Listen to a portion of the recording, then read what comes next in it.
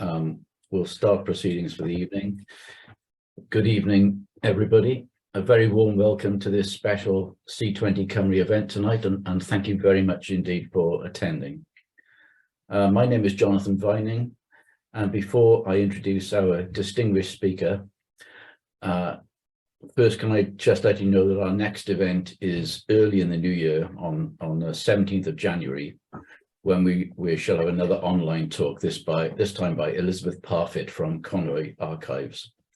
The talks we have had from other architectural archivists in Wales have been fascinating in terms of the range and quality of 20th century material being conserved. I'm sure that this one will be no exception. As usual, it will be bookable via Eventbrite nearer the time. Also, next year, we'll be running our very first all-weekend event based in Swansea. So many interesting 20th century buildings and places to look at there, from the Guildhall, the Singleton campus of Swansea University, via the Cardoma Cafe to the brutalist Swansea Civic Centre on the seafront. So put a save the date in your diary for the weekend of the 22nd and the 23rd of April. Our speaker tonight is Professor Oriel Prizeman, who is going to talk to us about Andrew Carnegie, the Scottish-American industrialist, among whose philanthropic efforts in the later part of his life was the funding of over 2,500 libraries worldwide, and particularly about his effect in Wales and how his legacy can be maintained and managed today. Oriel took her first degree at Cambridge University and a diploma and Part 3 architectural qualification at the Architectural Association London. Oriel has worked as an architect in private practice with Branson Coates Architecture and Michael Hopkins and Partners, and in 1996 set up her own practice in Cambridge, specialising in the repair and adaptation of listed houses. In 2006, Oriel was awarded an AHRC doctoral studentship at the Martin Centre in the Faculty of Architecture and History of Art at the University of Cambridge. She completed this in 2010 and returned to private practice. Her first book, Philanthropy and Light, Carnegie Libraries and the Advent of Transatlantic Standards for Public Space, was based on her doctoral thesis and was published in 2012. Oriel was appointed Director of Studies for Architecture at Gonville and Caius College, Cambridge in 2011, but then moved to Cardiff in 2012 to take up a full-time academic post at the Welsh School of Architecture. Here in 2013, she launched the highly regarded master's degree course in sustainable building conservation. Oriel is currently Professor of Sustainable Building Conservation at the Welsh School of Architecture, Cardiff University, Director of the Centre for Sustainable Building Conservation at the school, and Programme Lead for the Master's degree in Sustainable Building Conservation. She's worked extensively in the area of early 20th century public library buildings, and her book Philanthropy and Light is now partnered by an ebook, The Carnegie Libraries of Britain, which is an output of her 2016 to 2021 AHRC funded project, Reimagining the Future of Carnegie Public Libraries. This book has been shortlisted for the prestigious Colvin Prize this year. We really are very privileged tonight to be able to listen to Professor Prizeman talk about the Carnegie Libraries in Wales. As usual, we'll have some time afterwards for any questions, which I should be grateful if you would put in the Q&A box rather than in the chat box. With that, Oriel, perhaps I can hand over to you. Thank you, Jonathan. I want to start by saying my apologies for appalling pronunciation. Please shout over me. I've been here for 10 years, but I've failed to master my vowels.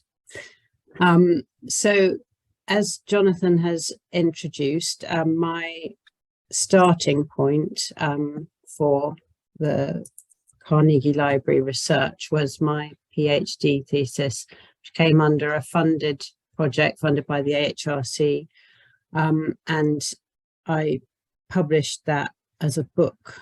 The work here is also supported by the AHRC in terms of the second grant that I won at Cardiff University, Shelf Life, Reimagining the Future of Carnegie Public Libraries, recognising that they need some help going forward.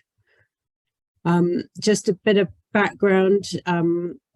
I grew up, and my sort of interest and where this began. I grew up in central London above my father's practice in the house that's falling off the left-hand image, opposite Marylebone Library. And there were only 2 children who lived in the street. It was a bit of a social experiment. They were also architects' children, Adam and Guy, there they are. We didn't have gardens, and although wonderfully set between 2 big parks, they were 16 lanes of traffic to get there. So from the age of about 5 or 6, we were admitted to the basement library, which was the children's library. And we had cards, we could lie on the floor, suck our thumbs, read Roald Dahl, and basically navigate independently of our parents in a pretty lovely place. I was very surprised when I started looking at public library architecture to discover that the precedent for this basement children's library was not what you'd think, Georgian front areas and lowered basement rooms, but in fact a little branch library in Pittsburgh, Pennsylvania, the first Carnegie branch library in the world, built in 1898.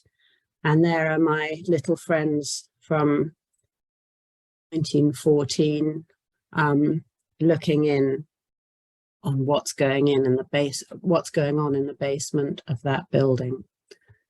2 books that kicked me off. One, Free to All by Abigail Van Slyke, which particularly focused on the contribution towards not only children's libraries, but also bringing women into libraries, and also a critique, obviously, of Carnegie and the impact of his work in an architectural context, but also a book that's contemporary with the beginning of Carnegie Libraries in America by a librarian at Michigan University, Theodore Wesley Koch. And this portfolio was immediately gripping because it showed this kind of strange romantic idea of the working man reading a book, and the oddness of and discomfort, I suppose, of philanthropic gifts in principle, but also something I slightly related to, these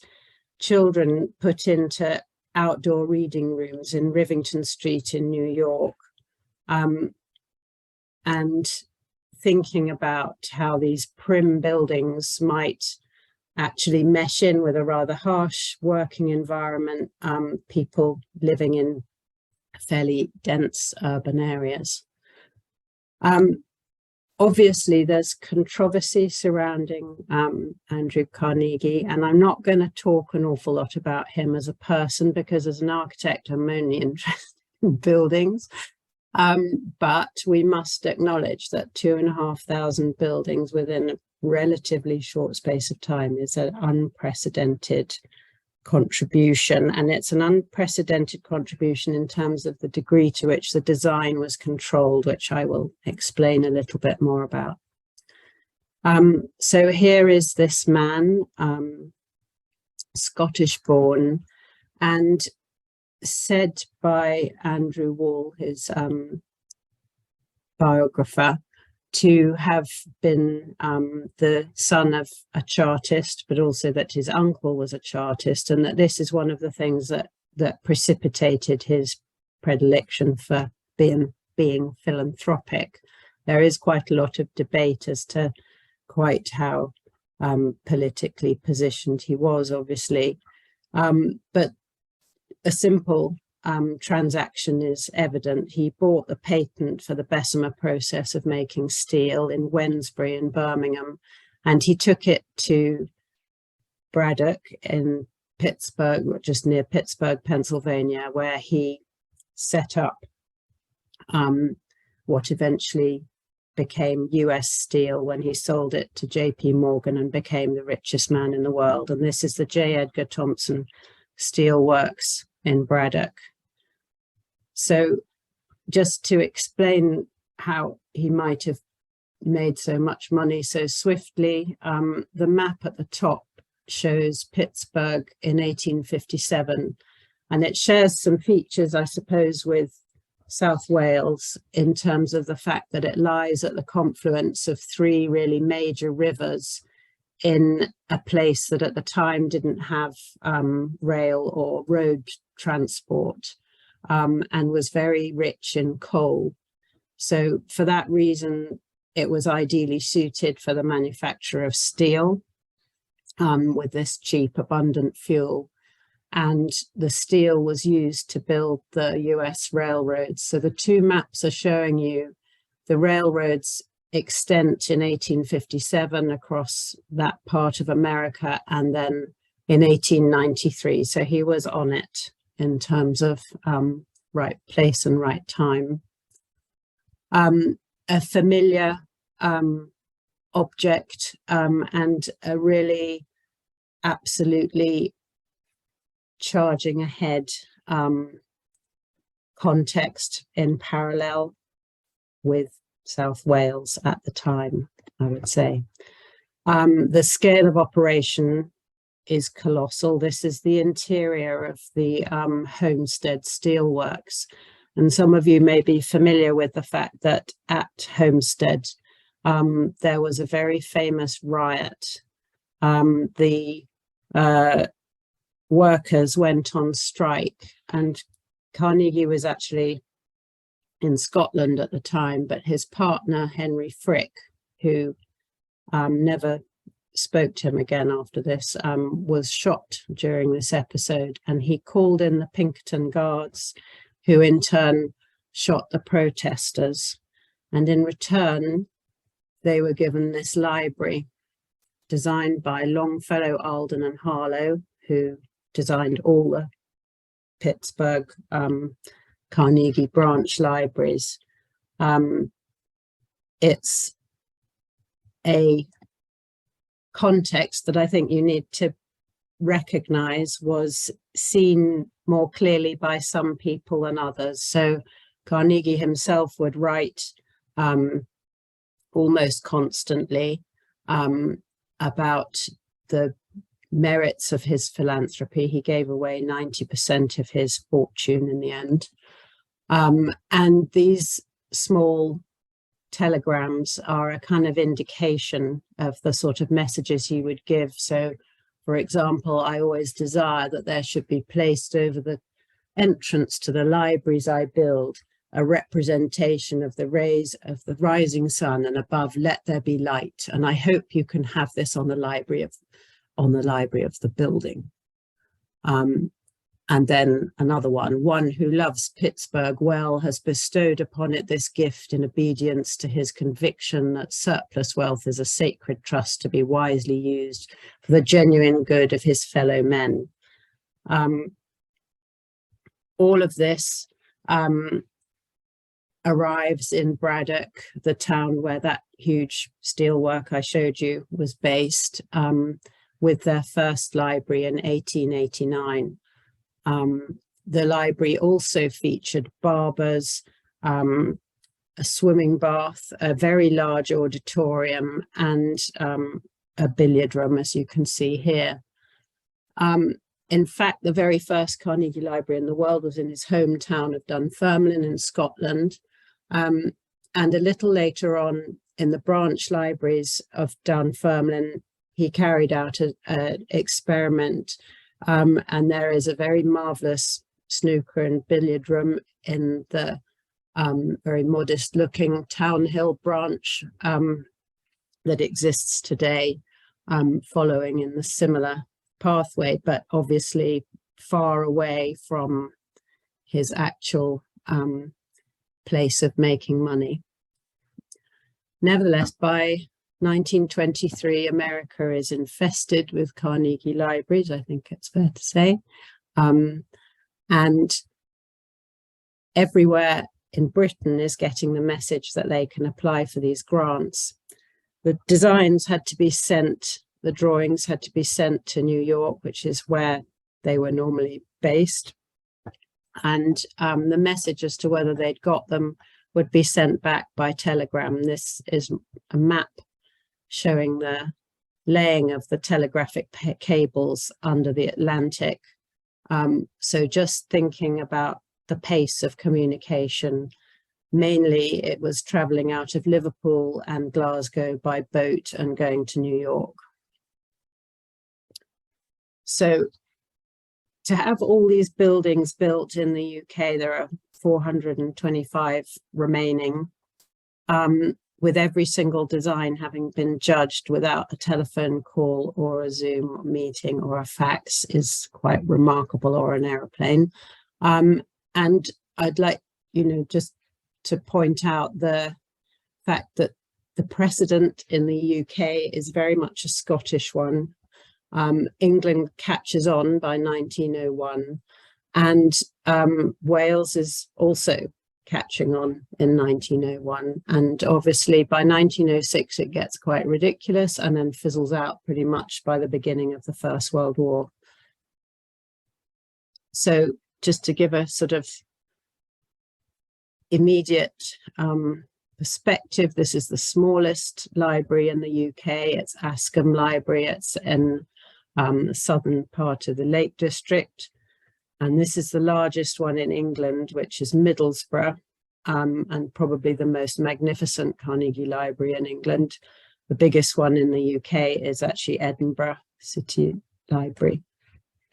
So in the Carnegie Corporation in New York, the record cards show all the grants that were given out and agreed. And you'll see here Aberdare in England being offered £1,700 in 1901. I think that's the first one in Wales. And it was actually turned down. Caerphilly also turned down £3,000, and it's quite amusing reading the correspondence and the reports from local council meetings, because the reason Caerphilly turned it down was that they wanted 5 branch libraries so they could be like Merthyr. So they didn't have any at all, which seems a strange judgment to have made. Merthyr, on the other hand, was very pioneering, and their city councillor actually went up to Skibbo Castle to meet Carnegie. And I think you'll see as I talk a little bit about the buildings, it seems like they were really in line with the Carnegie message on how library buildings might be designed.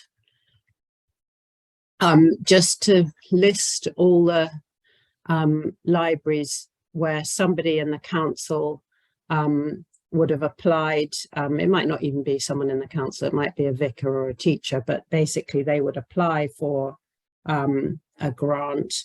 The grant condition was usually, but not always, that the site had to be supplied and that only half the money was provided for the building, not for books, not for anything else. There are very sad tales of wonderful buildings having no books once they've opened. And it's an early version of match funding. But you can see here, and it's fairly typical as a statistic, the number of places where a grant was offered but not taken up. And I think the biggest one to be refused was actually Marylebone Library in London, which was £30,000 was rejected.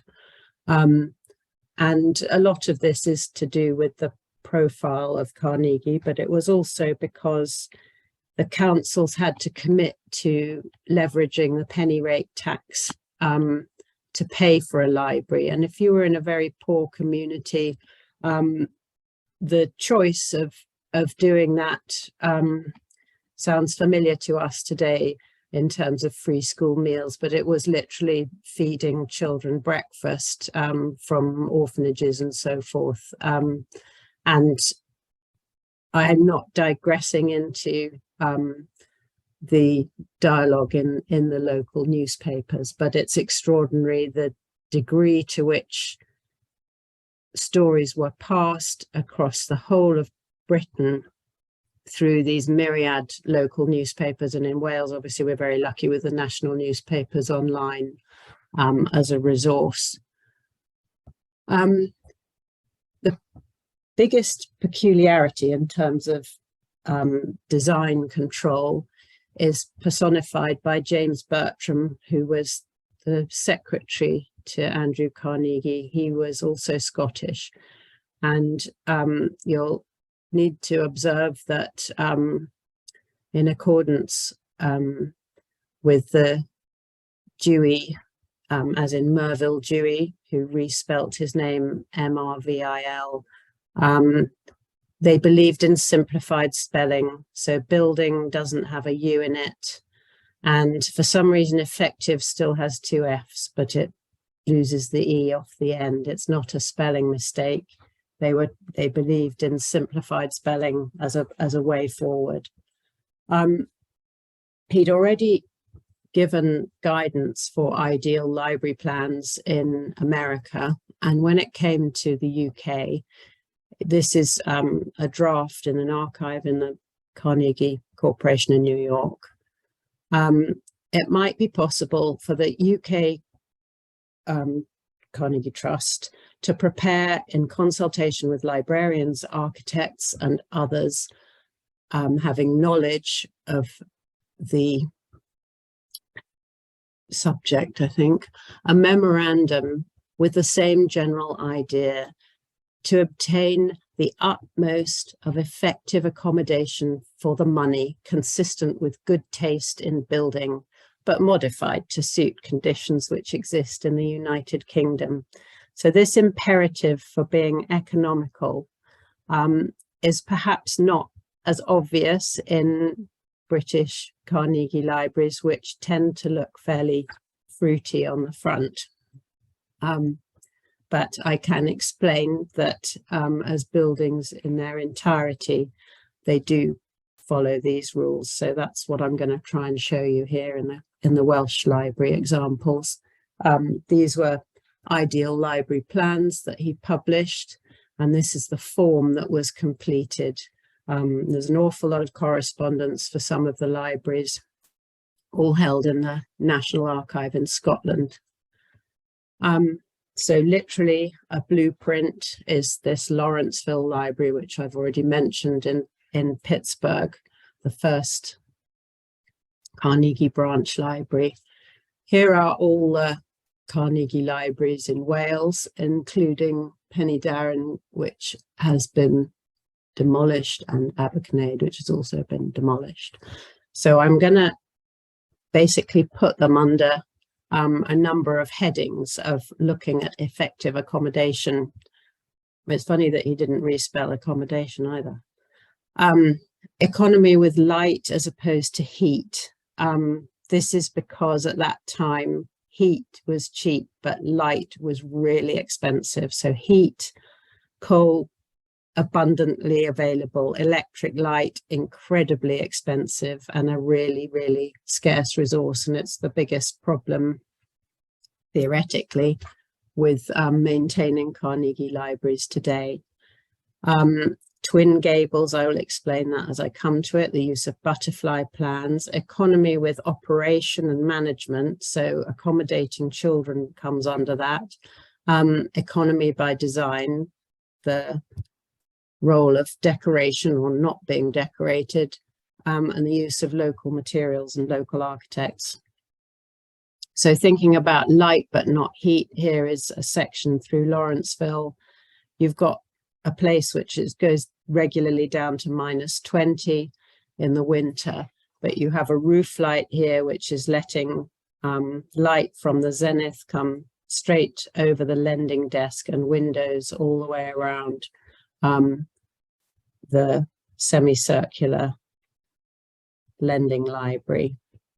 Inside the children's room, when it's dark, there are glazed screens, and bearing in mind this is pre-1900, they're big pieces of glass, and this is partly to allow surveillance from the lending desk to see that they're behaving properly in the reading room, but it's also to let light transmit between all the rooms within the space. A typical British Carnegie Library section, this is West Bromwich Library. it has a 2-story, quite robust masonry street frontage. But in fact, when you look at the section, although it's got fancy roof lights, effectively it's more like a factory. It's all about top light for the working underneath. This is an isometric of Toxteth Library, which actually wasn't a Carnegie Library, but he opened it and he commended it as an ideal library, i.e. Carnegie opened it. You can see the degree to which there's roof lights and there are wall windows all the way around the building. The building's essentially always trying to be detached on a corner with as much space around them as possible, the opposite of what you'd try to do if you were trying to keep them insulated from the point of view of losing heat. So Colwyn Bay, fantastic example of getting as much glazing into a masonry building as you possibly could. Inside upstairs, it has some existing glazed screens, but again, this principle of being able to see through all the spaces.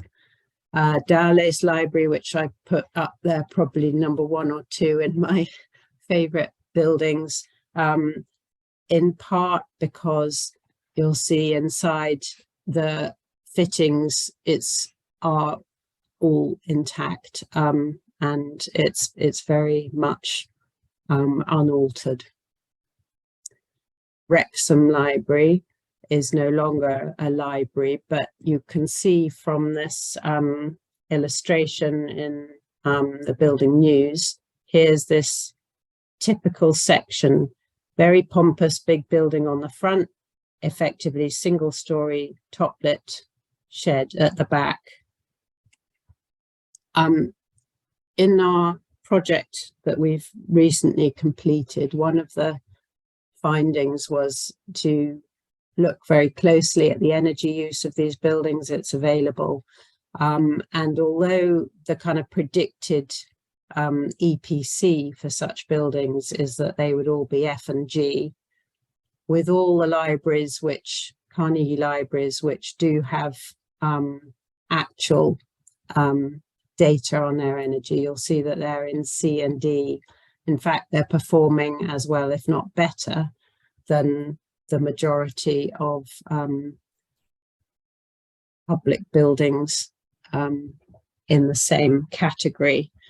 And with a bit more detailed analysis, we've also put forward the notion that it is actually the fact that they have, not only are they managed very frugally, but because they have such good natural light, they use much less electrical artificial light, and therefore there is still actually a beneficial aspect to their original design.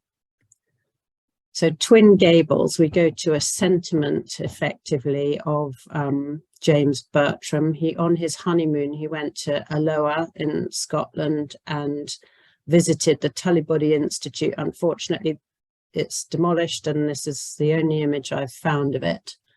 And he wrote in it was reported in the local newspaper, so entirely gratified was he that he's asked me to forward a plan which he hopes Dr. Carnegie may find useful as a type for structures elsewhere, as an ideal type. I think that's missing a word, sorry, of building. But we can see this, really recognise it as a very standard form in the UK.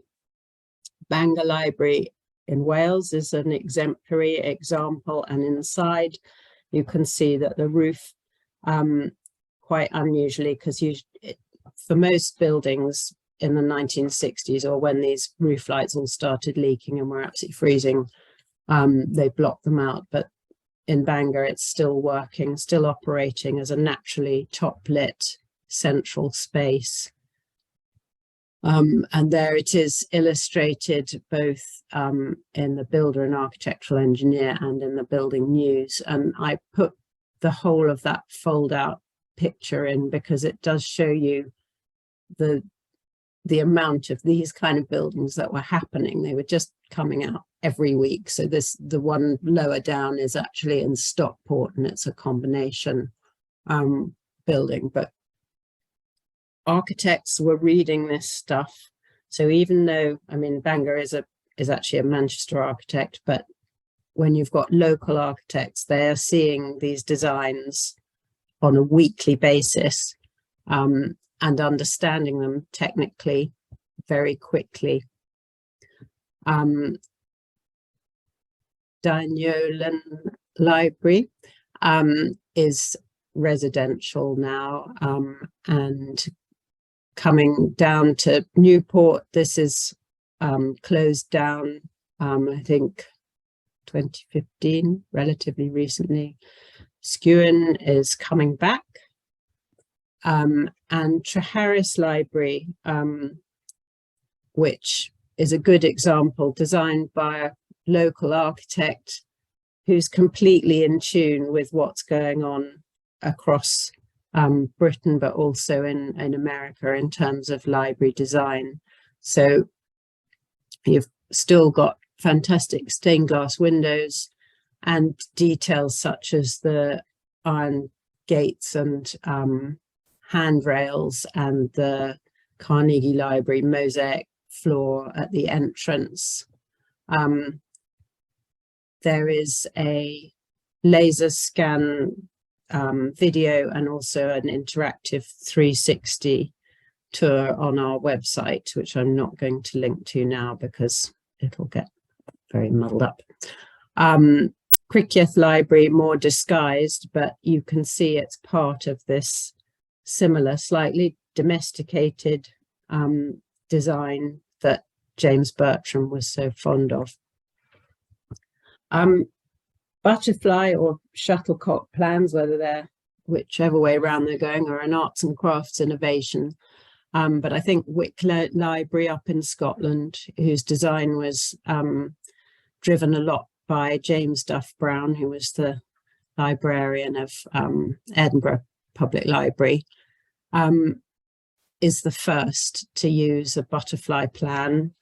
And Catay's Library in Cardiff, I'd argue, is the best butterfly plan in the whole of the UK.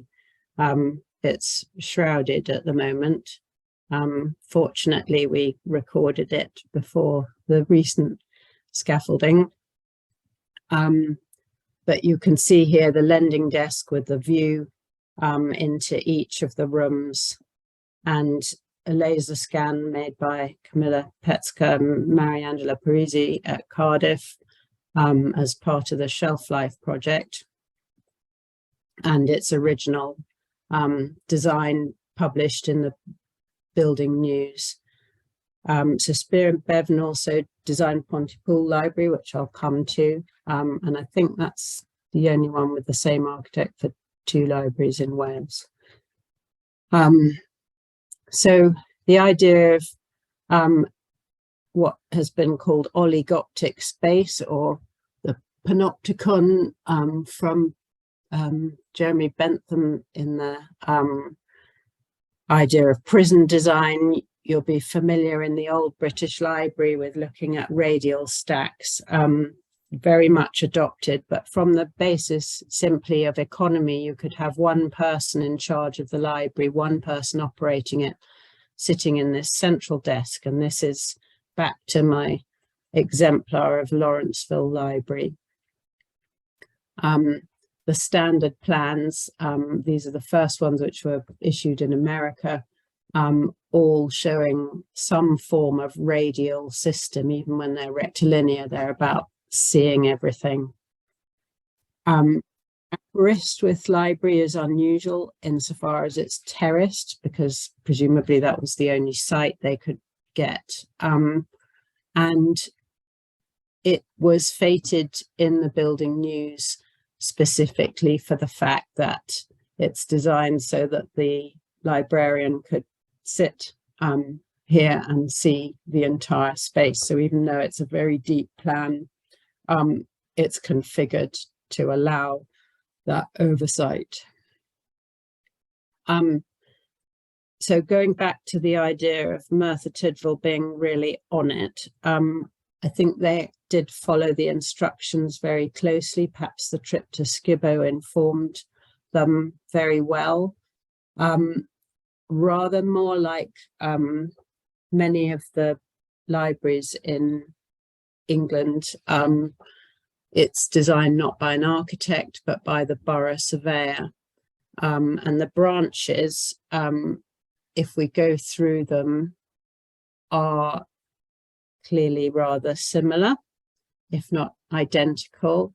We have to speculate about Penydarren because I haven't found a photograph of it. But Abercnade, we have got a picture.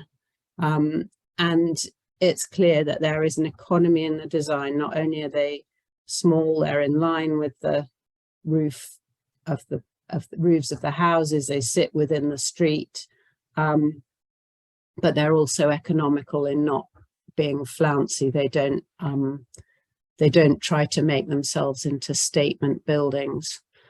This is a very small grant of £40, and it took me a long time to find it. It is literally just for the extension of a parish room. So in effect, it's not a new building, now residential. On the other hand, the extension of Real Town Hall for its Carnegie Library, which is magnificently crafted building, that is the one write-up of the opening ceremony. So the degree to which people were thrilled by their library extension is quite impressive. Children's libraries, this is a quote that a librarian in Lawrenceville has written in her notebook, and it says, "Oh, come on and start. This ain't no bandit dugout. It's the Carnegie Library. I don't behave yourself." And thinking about how children could occupy these spaces and have a degree of liberty is amazing. They have miniaturized furniture specifically designed for them. And these are two branch libraries in Pittsburgh. And the drawings, the detailed designs would have been published and read transatlantically. Features such as miniature wash basins. Hygiene was a major issue in public libraries. But to acknowledge that this continues, and in Wales we've got Rogerstone Library near Newport and Abergavenny, very much a children's accessible to children today. This Tybath Library, which was actually called Margam, and the grant is under Margam, is now completely volunteer run and incredibly impressive, and really, when I went there, I haven't been recently, but when I did go there, it's really in need of some repair and financial support to keep the building going, but a magnificent team. You can see it actually lets children out into the garden behind, which is a special amenity and feature that I presume was designed originally. But also community uses continue. So here the library is no longer, I think it stopped in 2009 or so, but it continues as a community centre, so a related use. This one, which is also basically, I don't know if I couldn't find a record of it actually working as a library, but it's definitely still a community space that's treasured, and you can see very well maintained in terms of gardens and so forth. So now looking at the idea of economy by design, these are two branch libraries in Pittsburgh designed by the same architects at the same time, but with very different appearances. And it's a funny idea of modernity. And thinking of this as a period of just pre-modernism, the library on the left you would definitely tuck under your wing as a modernist library, and you'd probably walk away from the one on the right. So the one on the right is in a smart new suburb of Pittsburgh, where in fact the Carnegie family lived, homeward. And you can see from the drawings, fantastic original drawings that I was able to access in the Carnegie Library of Pittsburgh, that it's essentially a Gothic styled building. And by contrast, the Southside Library is something very modern and plain.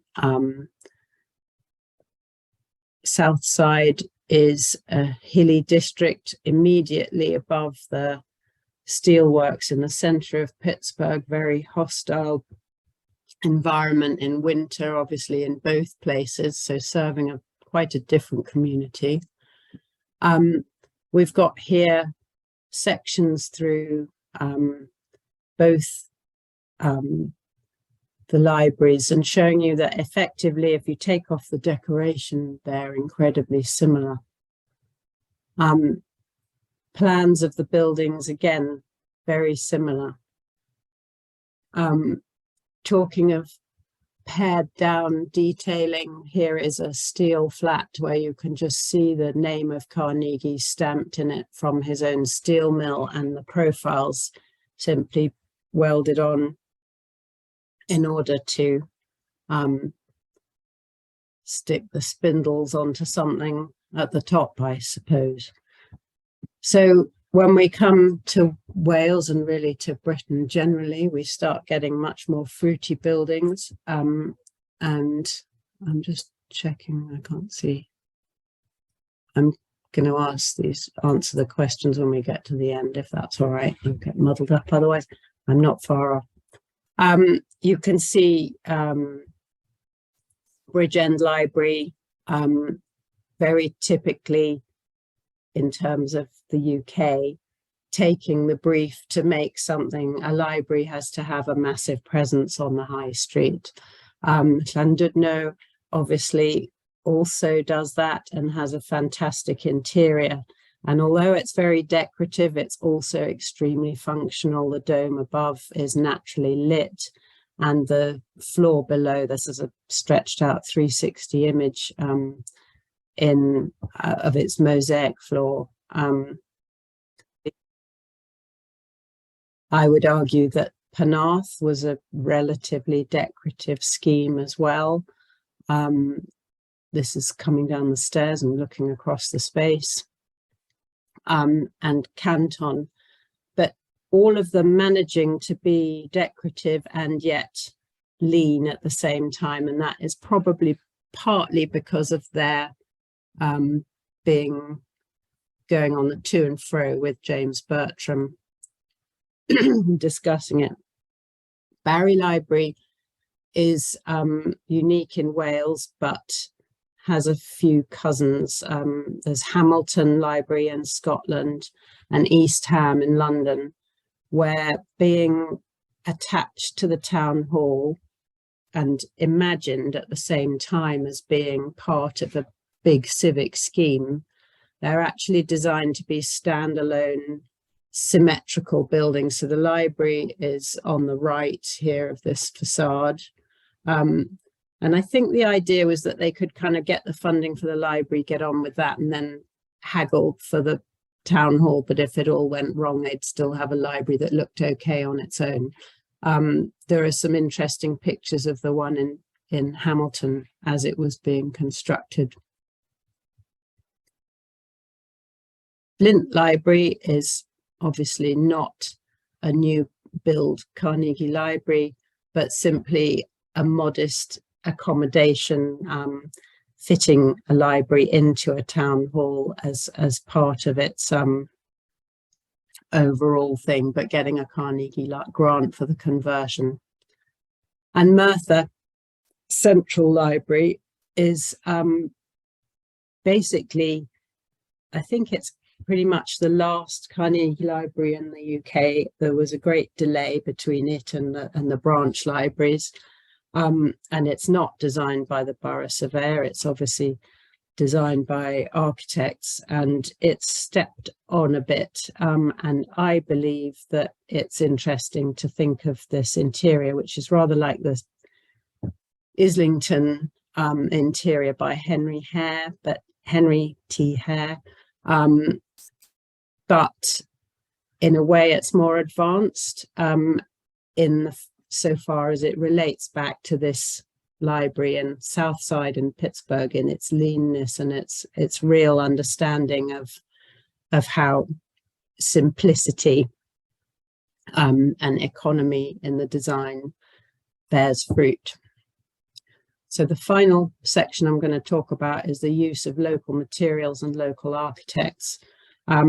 It is actually quite remarkable as a proportion. I've coloured in the non-Welsh architects or designers. I've separated those who are surveyors from being architects, or basically if they were a borough architect, i.e. they were automatically getting the job.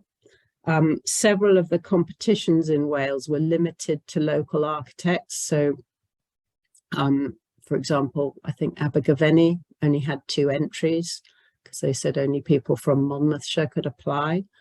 But a lot of the time, these were fierce competitions, 140, 150 entrants was normal. So this is impressive.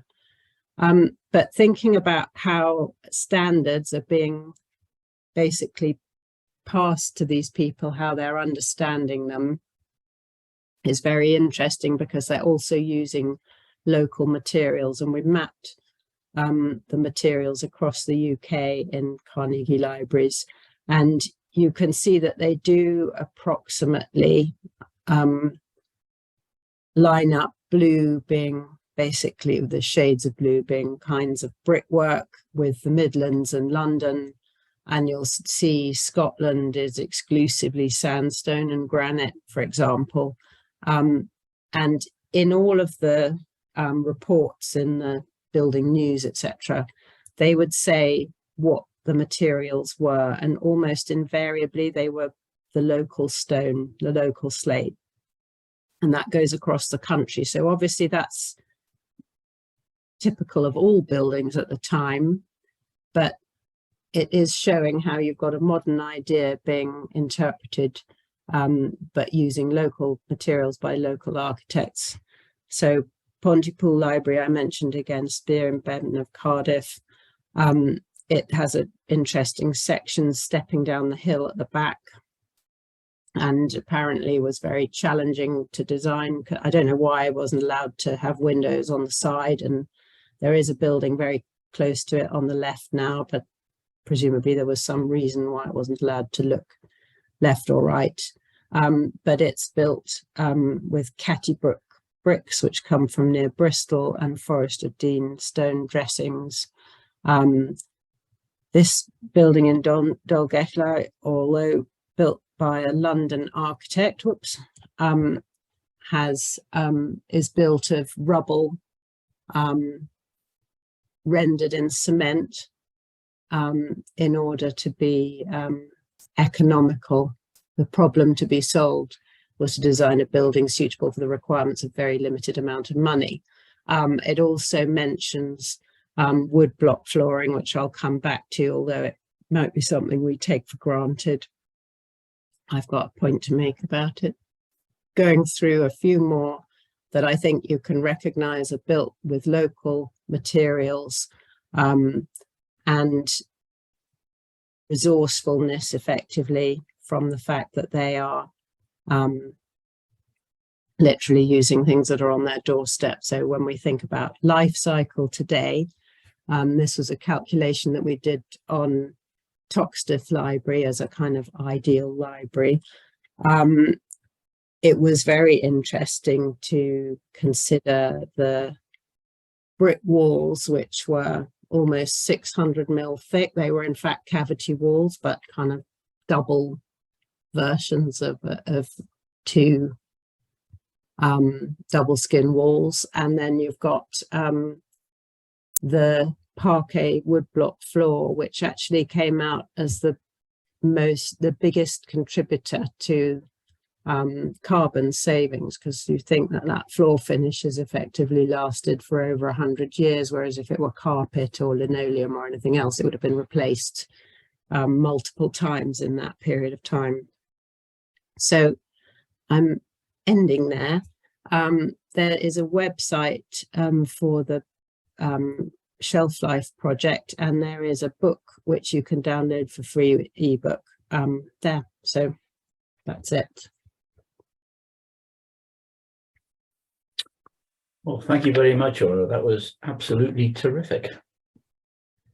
And it was very poignant, I think, to see you as a child in a library right at the start, being the motivation for your whole life. That was really great. Right, there are some questions already in the Q&A, which is good. But I wanted to ask initially,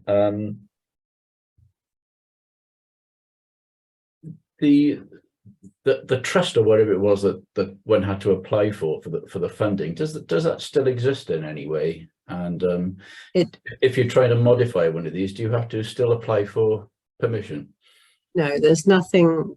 They don't have any control over them, and they don't give out any money to libraries. They've done a few sort of library oriented projects recently, but no, the scheme closed, I think, fully in about 1940. Yeah. It's not like a covenant in that effect then. No. Okay, so first question here from Lindsay. Do you know how much monitoring was done to ensure the plans as permitted were fulfilled?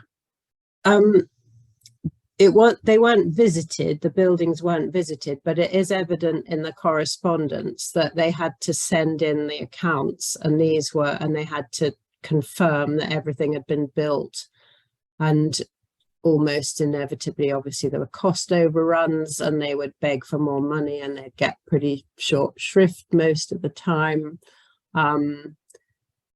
They're quite heartrending, some of the narratives of men, everyone in the village, offering to wheel the stone up the hill in Bitook Summit in Scotland in the snow, and blah blah blah, in order to save money. But it's really monitoring about money, not about the design so much. So the drawings would be approved, but not the final result. Okay, and there's a follow-up from Lindsay also, which I think you've sort of answered in part, but do you know how many are still used publicly? And is there any trend to a sympathetic alternative use?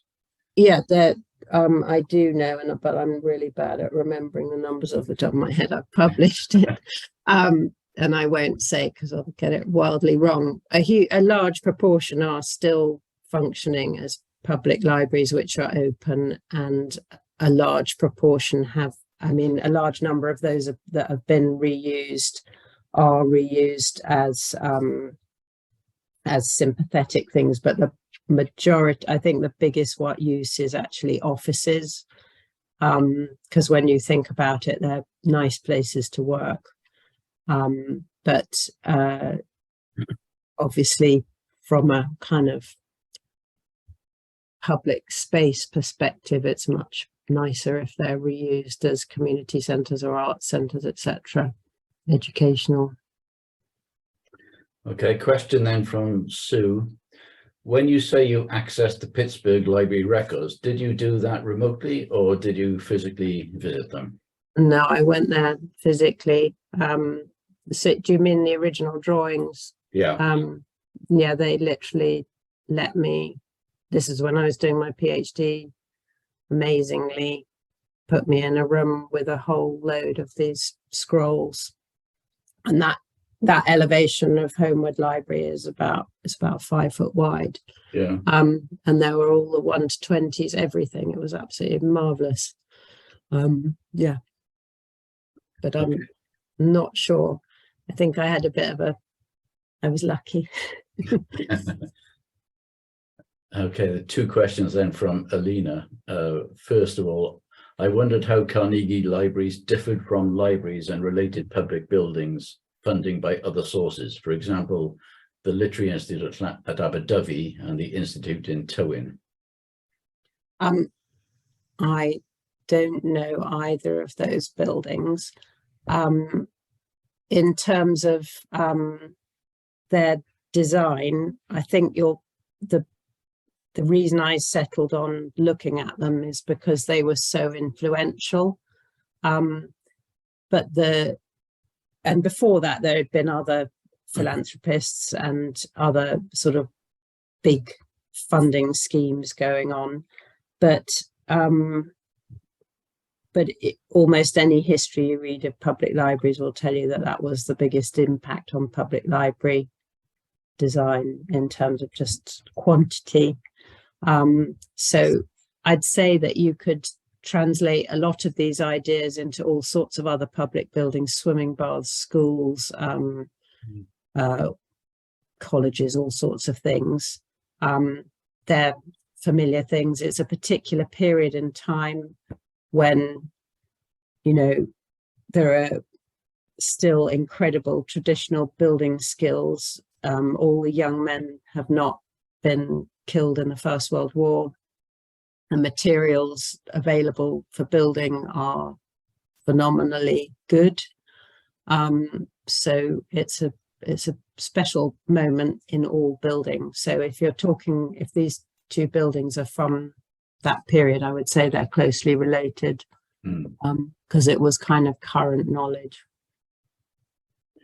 And her second question is, did they write about why they use local architects? Did they think they would do a better building knowing the climate and the residents and the local conditions, or was it about keeping skills in architecture or pragmatically? No, well, I think it's not something I'd really focused on before, because when I first started looking, I was looking at libraries in Birmingham, and I was a bit shocked because you'd have these competitions with 190 people, and then funnily enough, the winner of the competition would be from Bloomsbury and would be, funnily enough, 2 doors down from the judge of the competition, who was in the same street, who taught him at, whatever. In fact, he worked in his office until the year before. And then they handed the silver trowel to the town councillor and blah, blah, blah. And it was a slightly sickening thing. And quite rarely did it seem to be that a local architect would win the competition. The competitions were all actually monitored by the RIBA on the whole. But you can imagine it's a little circle. And there is a book of RIBA competitions, but interestingly, in fact, one of the Welsh ones, and I can't remember which one it is, went under review from the RIBA from their competitions thing, because they thought it was unfair that the competition was being limited. Catay's and Canton libraries had to be from Cardiff registered architects for at least 6 months previously. But all architects in the whole of the UK were totally excited about these things, and they were all advertised in the Builder, in the local newspapers, and you get very funny conversation, people in Falkirk writing about, some Bournemouth has got a new library, or so what, but they were transmitting information much faster than one might imagine. Yeah, and if I could add a supplementary question to that, we've seen that there are awful lot of Carnegie libraries in the UK and abroad, and as you were saying, some of them were designed through competition. 190 entries to the one you just mentioned, and of course they date up to 1936, I think you said was the last one. I mean, are there any actually executed or in the competitions that are actually modernist with a capital M? Some of the ones in America, you will, that little book, Theodore Wesley Koch, 1907, you can look at it online. It's all digitized. I'm thinking of one in Wyoming in particular, which is struck me as being incredibly modern, but then you get the one in Tampa and it looks like a Mexican mission. It was a funny time. People were, you know, would you want a Tudor? Do you want a Gothic? Do you want a classical? Yeah, so I would say no, they're not really properly modern. I think that Southside branch library I've shown you is about as modern as it gets, but no, not. Okay. Andrew, then, a fascinating talk. Thank you. He's got 3 questions. I'll give you them one at a time. Did you find evidence for librarians having a strong influence on the design of the Carnegie Libraries? I'm thinking, for example, of my predecessor as National Librarian, John Ballinger, a highly dynamic and original professional when he was librarian in Cardiff. Very keen, for example, on services for children. Yes, absolutely. The tirade of argument between, it was an official battle between architects and librarians, and you can read it in basically in the library journal, and as well as in the architectural review. There was a big review of library design in about 1909, I think. Anyway, the librarians were incredibly dismissive of architects, and libraries are obviously very, unique in terms of how absolutely spatially functional they need to be. And they did drive the agenda very much. Yeah. Okay, his second one was there a bias against rural areas? For example, there are no Carnegie Libraries in Pembrokeshire, Carmarthenshire, Anglesey, one in Powys, one in Cardiganshire. Yeah, well, there's one grant in Pembrokeshire, but I can't find the building anywhere. No, there's no bias because it's up to them to apply. So I think there would have been a message on file to say if there'd been an application that had been refused. So no, I don't think that, but I suspect that people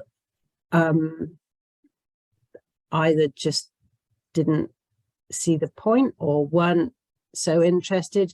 If you look at we've got a GIS map on the website. If you look at the southwest of England, there's basically nothing in Cornwall.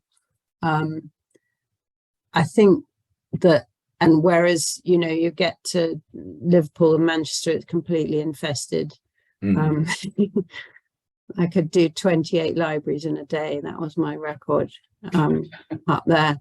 But predominantly it's industrialized areas. That's what their focus was on, helping the working man to help himself. And so if the message could be put, these are all working men who want to better themselves by reading in the evening, then they'd get, that was really the way to win.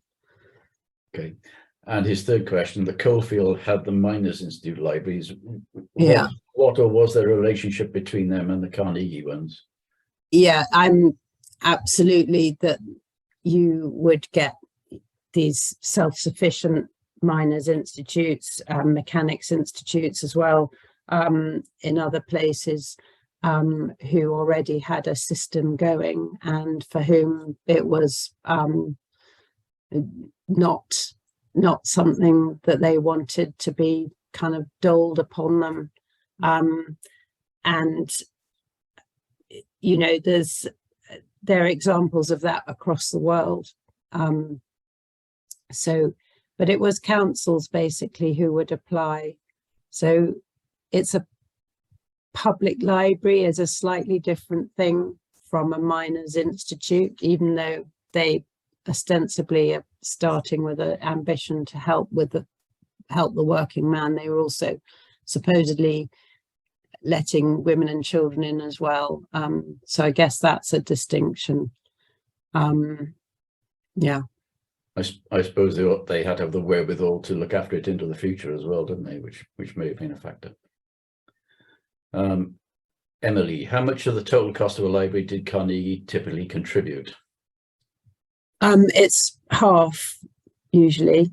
Yeah. So it's half the cost of the building, and the site would be given, but there are exceptions, and as I imagine there are in all philanthropic programs, it's not completely systematic. And you know, when a letter comes in from a Seabag Montefiore, suddenly it gets answered by hand or by Lord so-and-so, and then it gets answered with, wouldn't you like to come to Skibbo for the weekend? It gets sifted out and suddenly gets more money sometimes as well. But there are other examples of just around Skibbo, for example, they funded a lot of the little libraries completely. There's one in Liverpool, Tewbrook Library, which was called West Derby, now called Lister Steps. That was unique in being 100% funded. And a lot of that is to do with sort of personal connections. Yeah. A question from Caroline. Which library in Cardiff is my local library and was built with living accommodation above for the librarian or caretaker? Were there many other Carnegie libraries built to include other such accommodation? Yeah, a lot of them did. Yeah. And, you know, it's rather a nice arrangement, isn't it, to think of the person really being, you know, there all the time and that being their place that they looked after. And finally, a question from our chair, Sue. With the ability to create architectural presence on a limited budget, Welsh chapel architects of the date would have been a good fit for the Carnegie economy. Do you know if there was much crossover with the architects? No, Sue, but if you got my list and you put it with yours, I'm sure you could figure that. No, I mean, they're not, I don't think they were special library architects. They were just architects being aware of what was in the press, and they were so instructive, those articles, you know, just the plans, the sections and the details, etc., always saying what things were made of. I think it was a learning curve that was very accessible, even if it was a bit steep. Well, that's the last question. So can I thank you very much on everybody's behalf for preparing and giving us that talk this evening. Absolutely rich and fascinating. It was terrific. So thank you very much indeed. Thank you. And good evening, everybody, and hopefully see you all again in January for the next. All the best. Thank you. All right. Bye-bye. Bye. Bye.